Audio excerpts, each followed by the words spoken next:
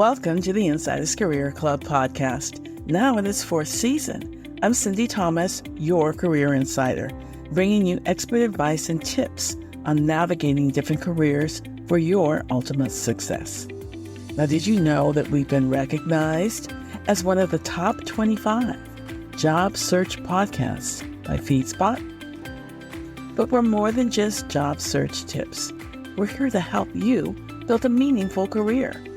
With over 25 years of experience in HR and talent acquisition, I'm here to guide you through this ever-changing job market. Whether you're in a job search, facing a possible layoff, or simply looking to transition to a new career, my specialized career programs can help you strategize and plan for your success. Get ready for a fantastic podcast ahead. And remember, our Resume RX, Interview Excellence Training, Offer Negotiation Bootcamp, and Career Road Mapping are just a few of my specialized career programs designed to help you thrive in today's competitive job market. Schedule a free assessment call with me at www.insiderscareerclub.com. Let's work together to ensure that you're prepared for whatever comes next. Hey there, Insider family. Our special guest today is Jodi McPherson. She's a visionary and experienced leader in the ed tech and sourcing space with over 25 years of building and launching innovative SaaS business models. Now she's the CEO and co-founder of WorkSimplr.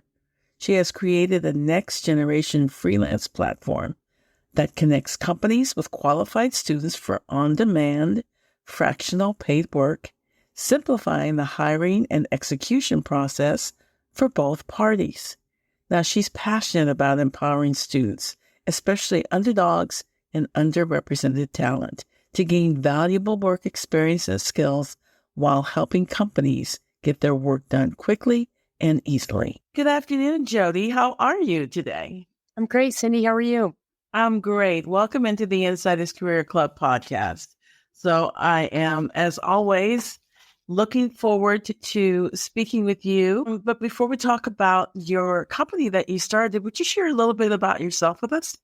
Sure. I spent about 25 years in ed tech after I graduated college, did sales, marketing, product, strategy, all of that. Fell in love with education and the ability to help students and have an impact there.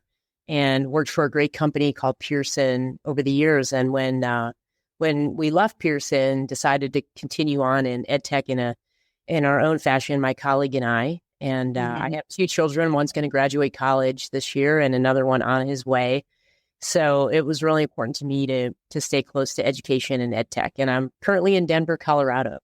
Oh, wonderful. Well, I hear you got a friend. I put mine downstairs.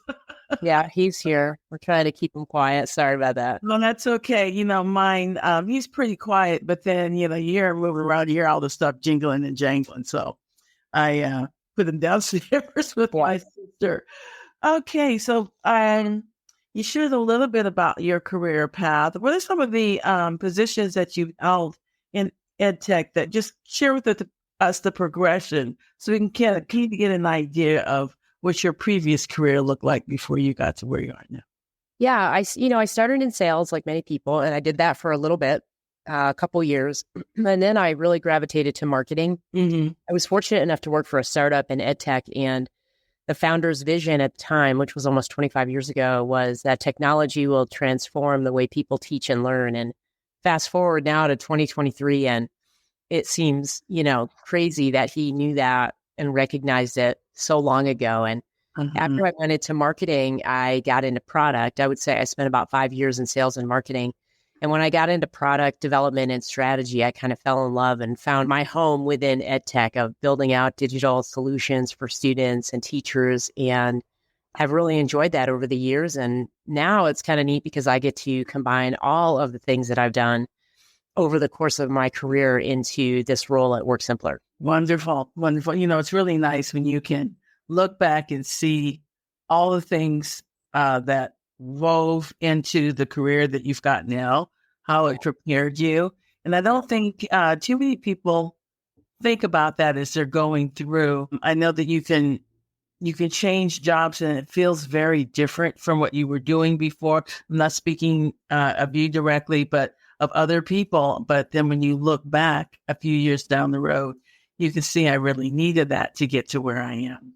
Yeah, each progression helped me learn a little bit more about the user experience and the customer. And I think that is really helpful when we have to make big decisions and when we're approaching decisions and have to think through what's best for the business and what's best for the client. And I don't, I never really thought much about it. I did a user experience certificate program in between starting this company and leaving Pearson. And it really solidified for me anyways, the different roles that people in an organization play that contribute to its success and to the success of their clients.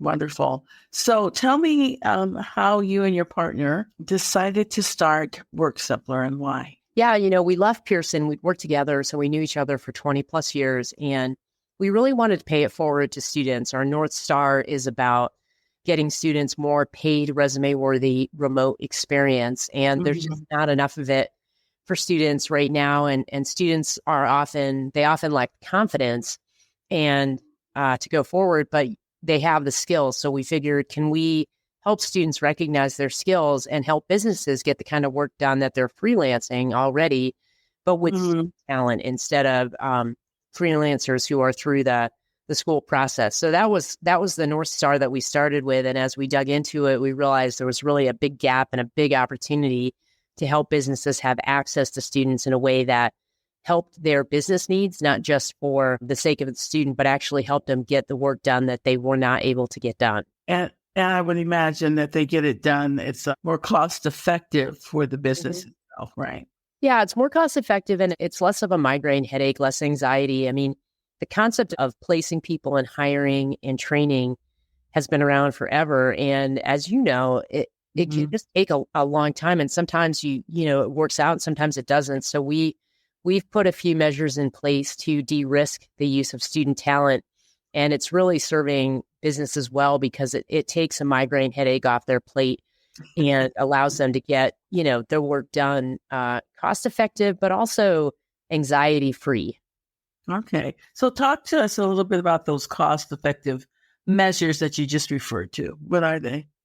Yeah. So what we've done really well, and I used a lot of freelancers when I was working, and a lot of people have. It's a growing marketplace because you can't always hire full-time people to do the work. So in order to be an effective manager of freelancers, you really have to understand the work to be done and be able to explain it really well and define the scope of it so that you don't get time creep, meaning it takes much longer than you thought. Scope creep, meaning that you define it well enough so that you don't have things crop up and expand the scope of the work, which of course expands the budget. And with that in mind, we really narrowed down the focus to four to five types of work. And we know how to do it well. We know how to create training well. And it saves everybody time because you're really focused on the task at hand. Okay.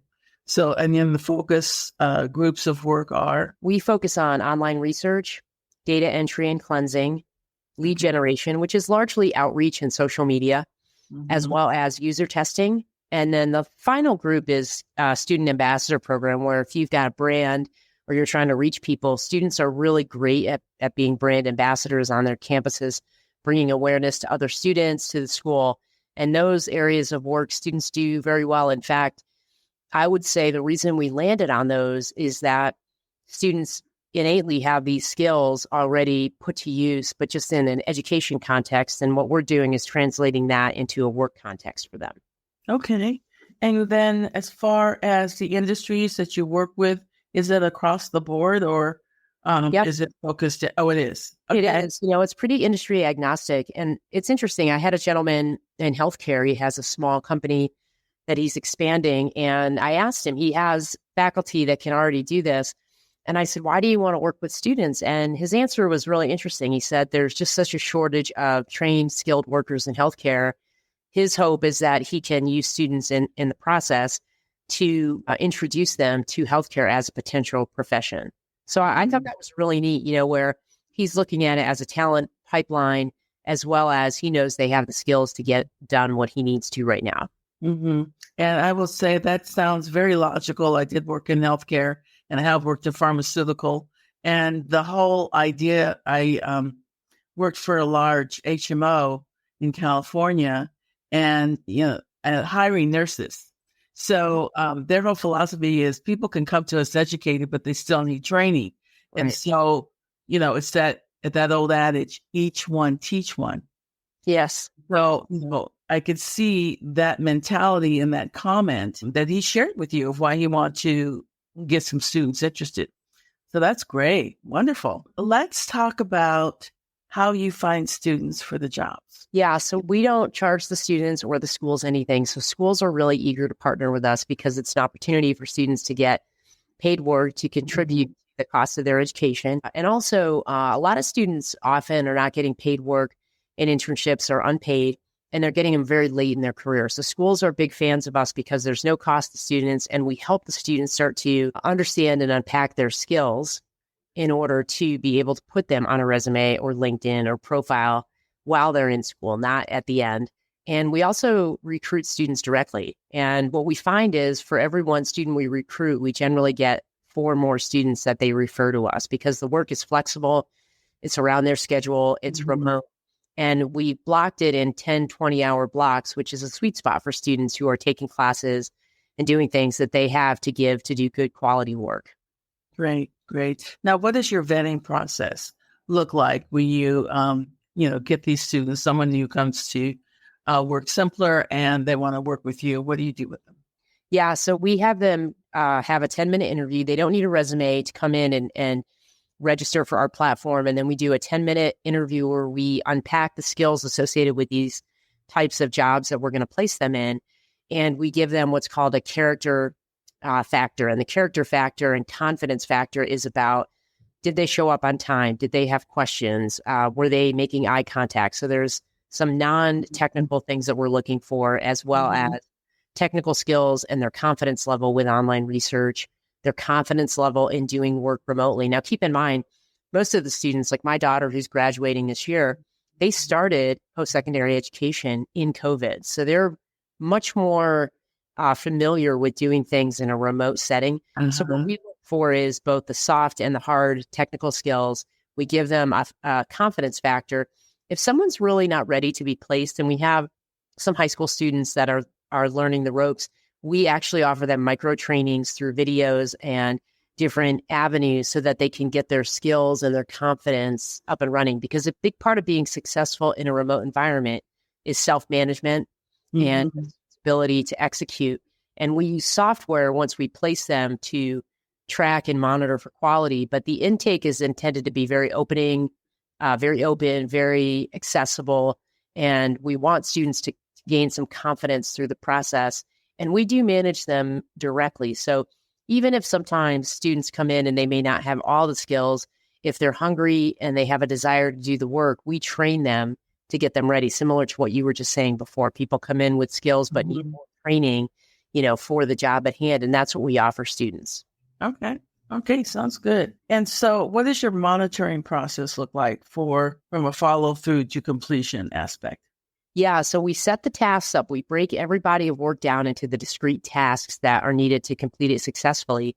And then we have, over a 4-week period, we have about 6 check-ins that are automated with the students. You see how far they progressed, that they're doing things accurate. We know from our experience with students that if they get started right away and have a good starting point, they generally will complete the process well and thoroughly. So we try to make sure we front load the interventions to ping them, to check on them, and so forth. And occasionally we have to step in and offer some more training or offer a little more detail for a student. But we know that early in our tracking and monitoring, and that prevents scope creep, time creep. And occasionally a student will drop off, something will happen, they'll get sick, exams will kind of roll up on them. And we always have a bench of students available to do the work and step in, so that if we do lose a student due to situations, because we're trying to get them career ready, that's okay. We just want them not to ghost us, as people would say, but to step up and say, hey, you know what, I'm unable to do this. And we get other students to fill in, and we let the students know that, so they're not hesitant to chime in, and that we and the customer is not caught, behind schedule. Okay. And then can you give us from a business perspective, because it will be mostly business people that listen to these podcasts. Sure. What's the hourly rate or range for students? Yeah, we try to pay the students between $18 and $20 an hour, so a livable wage. Mm-hmm. And with that, for the business, we do all the scoping. We have an account manager dedicated to the team. We distribute the work equally among a range of students. Sometimes we use 2 to 4 students, sometimes upwards of 15 or 20, depending on the type of work. So students are actually getting a good wage, and that keeps them interested. Of course, a lot of times students will come for the money, but they'll stay for the type of work. And from a business standpoint, to freelance, yes, you could go overseas potentially and get a much reduced cost. But if you're trying to get something done in the U.S. through freelancers or part-time work, it's very comparable, if not a tremendous cost savings, because while the hourly rate might be comparable, the cost and time savings a business gets is in scoping the work, defining the work, creating the output, and monitoring. That's where people really, anybody who's freelanced understands that that's where the hours can add up on a hiring manager, right? They can really catch up on you. And we do that so that you basically hand it off, and then once a week you get an update. So there's a significant, almost 50% time and cost savings associated with the monitoring, the placing, the vetting, the paying, and the logistical side of things. Mm-hmm. I also, in listening to what you're doing, I think there's another upside with language, the differences between different languages and cultures. You don't have that as well as you're hiring somebody, across the ocean somewhere. And then also, because you are monitoring them closely, you don't end up with surprises at the end of the contract. Listen, even with full-time people, you can get surprises, if you don't really monitor the work or have a cadence for communication. Here, we reduce a lot of the risk associated with getting the work that you've asked for in the time that you've asked for the money you've asked for. Mm-hmm. And a lot of times we have clients who may be East Coast based and they want East Coast students. So we will even segment the time zones to try to make it more accessible to the businesses as needed. And that helps a lot because you're working and you're available hours that the teams are available to answer questions and so forth. Right. And they're aligning with their schedules, which makes it so much easier. How long has WorkSimplr been around? We're entering we entered our third year, about 2.5 years old. And it's been a great ride. We've got about 100 clients and just about 12,000 students. We're getting ready to scale in 2024. And, our goal for the next 3 to 5 years is to get upwards of 1 million students in jobs, freelance jobs that actually turn into or evolve into full-time freelancing. So as students go through, in fact, this gentleman I was talking to today, he said, well, what if I want to hire some of these students? And I said, that's exactly what we want. Not only can you get your work done, but you have access to the student pipeline. And if they're graduating or you want them to do full part-time work, full remote freelance work, that's exactly what we want. So it's a great way to take students through a pathway to a career. Yeah, there's so much value in that for the business and for the student. The students getting actual work experience so that when they graduate, they have some work experience. Right. And, even though it's remote, they may not have so much the social aspect of working, but they'll get some of it. So it's not such a mystery as to when they do start that full-time job, what it's going to be like. They have a sense of it. So that's value for them on several levels. And then for businesses, excuse me, I worked in HR, specifically talent acquisition, for 25, 30 years. And as you know, we often in business don't have the budget to hire somebody full-time. But the other aspect of that is sometimes managers just aren't sure about people they want to hire. And so they will hire a consultant to fill that gap in their team. And then that position does often get converted to a full-time role. And generally, they know at the beginning when they're hiring whether or not that's a possibility. So, and freelancers and consultants and fractional workers, this is now the norm. There's, I think it's $540 billion in freelancing globally. And in fact, for Gen Zs, for these students who are graduating and people, almost 50% of them already work in a freelance capacity of some sort. And I think that what we try to do with businesses is help coach them on the options for outsourcing, because there are a lot. There's hiring part-time, remote, freelancers, onshore, offshore, staffing agencies, consultants. And what we try to do is lay out options, because that is the way that a lot of businesses, myself included, wants to get to a path to a full-time hire, right? It really risks the process. And it also allows the hiring manager to really understand the work to be done. And I think one of the results of COVID and AI and all the things that are happening in our world is that jobs are changing. And I think sometimes, we put out job descriptions, or we think, oh, you're going to do X and Y. And the reality is there's some X and Y, but then there's often these nuances. And that's one of the things that's been most interesting to me in this role that we're playing for talent acquisition for businesses, is that they can see the changes, but they can't always articulate all of the details. And so by focusing on the task at hand, particularly around entry-level work, it almost opens up some time for somebody to think about how they would really use this person or people strategically. And what do they really need done? What can they automate? And automation is great in a lot of ways, but sometimes automation brings additional work. So even with AI, using AI can be great and it can be a time saver, but there are components to using AI, such as prompt, saying the right prompts, refinement, that require people to have experience with it, but also an understanding of what the job is that they're doing and why. So I think we're seeing a trend where particularly entry and middle level jobs are being impacted by remote work, by AI, and just by the needs of a company to get it done, the time frame, in a way that hiring managers may not know exactly how to scope out a job description. Yeah, well, and it depends on the size of the company too, because smaller companies, they may not have all the resources in-house to be able to do that. And the manager may be a fairly new manager and not really have too much experience doing that. Maybe a manager was working for a large company where everything is, mapped out and nailed down, but then they go to a startup and that infrastructure isn't there. So, or they just got promoted and they're new. So yeah, sometimes they have the help in-house, sometimes they do not. And just from the way that business is moving these days, business is moving at a pace it's amazing. And so needs change. You start out thinking you need one thing. 2 weeks later, things have changed and you need something different. So, I mean, it's a moving target, basically. It can be, depending on what the business is, what the role is, and the need. So, yeah, totally agree. Now, do businesses also come to you for internships?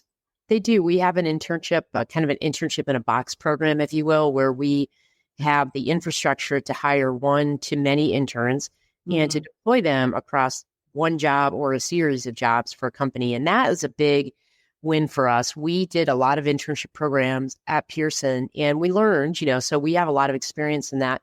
And what we're trying to do is make it so that the interns that we hire for people do a couple of things. One is they're actually getting work done, right? Not just there for let me think of what I need this week and get it to you. There's an element of that, but it's more directed.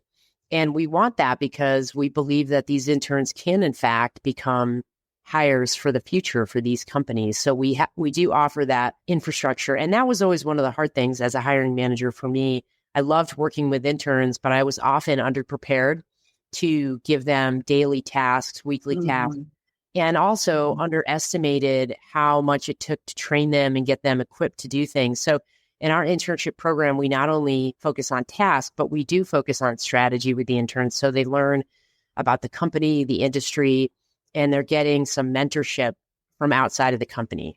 That sounds really good. Now, I know there's all kinds of internship programs, and the good ones will have a format for them so that they come into the company, they have someone that they can go to directly that they partner up with as a mentor or a buddy or whatever the company's calling it. But they are, from the company perspective, they're generally looking to see if these people can come into the company. Yeah, they hope to be able, depending on if the intern is at a junior or a senior, hoping to be able to convert them, especially in tech, as you know. But other companies do that as well. And it's a really good way for these young people to come in and be nurtured, get a good transition into what work looks like and how they fit and what it's all about. And the company should be, I know in the last company I worked in, it was a smaller company, but we set up a program so that we were making sure that these individuals had work, that they understood what their work was, that they knew, they had direction and they understood the business. So it makes sense. And what's really nice about having an internship partner, and in my opinion, is that it frees up some of the logistical parts of it that can take away from what a really good internship can be, And if we can help companies with that, their access to talent, students have real talent. I mean, they're AI natives. They understand the concept of being remote and being, understanding that there's a degree of self-management associated with that. So if we can free people up to really have the best experience on both sides, then we think we can make more connections. And I'm sure there's about 18 million college students in the U.S., and only 20% of them have access to internships, and not even all of them are paid. And when we talk to businesses, more and more businesses want to do internship programs. It's just a little bit overwhelming and intimidating to set it up, especially if you've never done it. So we think that we have something here with our infrastructure to encourage businesses that they're going to get their work done and they're going to be introduced to a talent pipeline that was previously inaccessible. Right. Well, I would advise anyone listening that's, in management and you don't have an internship program and you wanted to start one, take a look at WorkSimplr and make them a partner, because it sounds as if you can really cut some corners for them and help them out and, help them develop a really good program for their company. Exactly. So why is this career been fulfilling and the right fit for you? Well, as I got older and after I turned 50, I really wanted to start giving back in different ways in business. And I do I also do consulting and fractional work, and I've done that for a while. I look at students today and I know that our education system is massive and it just hasn't changed a lot. And I think that this is a good complementary way for students to get exposure to a variety of industries, a variety of work in a very safe environment to build their confidence and their skills. And that North Star for me has been really why I got started in this and why I'm so passionate in having an impact on economic mobility.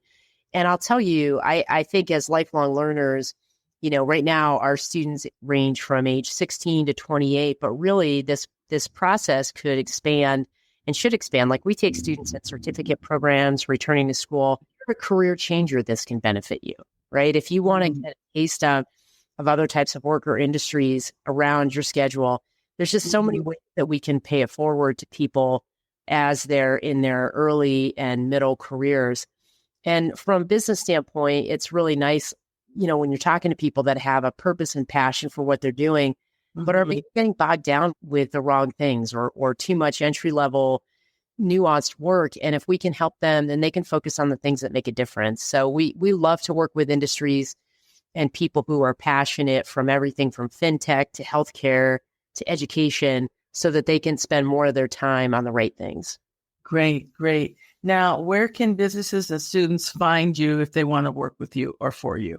Yeah, I mean, anybody can find me certainly on LinkedIn. I take student interviews. I do business interviews as well. But we're also available at WorkSimplr.com, which is WorkSimplr.com. And it's a pretty quick process. You can sign up in just a few minutes. And that's what we're trying to do, is not make the process so hard on the front end, but to kind of reverse engineer the flow so that we talk to people, we give them a slice of what we're doing early. And then the more that people participate with us, whether it's business or students, we automate as we can as we go for the time savings and the benefit. But this way, it's still a human contact in the beginning. And that, I feel, is something that some people disagree with me, but it's getting lost in translation a little bit. And I think it doesn't have to be a 5-day process. It can be a shorter process, but there's still something to be said for speaking to someone individually and getting to know what they're trying to do in an effort to help them. Right, right. Well, I really am impressed with what you're doing. I think it's great for businesses as well as students. And I know from an employer perspective, it's always great when young people coming in have some kind of experience. It's a game changer because it gives you something to judge, how they're going to fit in with you, the job you're hiring for, how dependable they are, how efficient they are, their level of competence. It's really valuable. So yeah, we think so too. Thanks for saying that. We think students have real skills and have a real opportunity to contribute in, with a few of the logistical pieces ironed out. Sometimes it's not always a brand new process. It's just taking a fresh perspective and look at what is needed in talent acquisition from both sides, and trying to connect the dots and translate that so that people can get together, get work done, and have that healthy life balance and be happy doing what they're doing and contributing and making a livable wage. Absolutely. Well, Jodi, it's been my pleasure to speak with you today, and hopefully we'll chat again sometime. I really appreciate your taking the time to come on, share what you're doing, and I think it's wonderful. Sindy, thanks so much. Thank you so much for having us, and appreciate the opportunity to share it, and hope that we get to work together again. I hope so. You never know. Maybe my business, right? Yeah. Okay. Well, thank you so much. Take care. Thanks for tuning in. Your support means the world to us. And if you enjoy this podcast, please consider leaving a positive rating for us on Apple Podcasts. New episodes are released every 2 weeks on the first and third Wednesdays. Your continued support is essential. Keep listening and share these career-changing podcasts with your friends, your family, and your colleagues. Podcasts are also on my website at www.insiderscareerclub.com.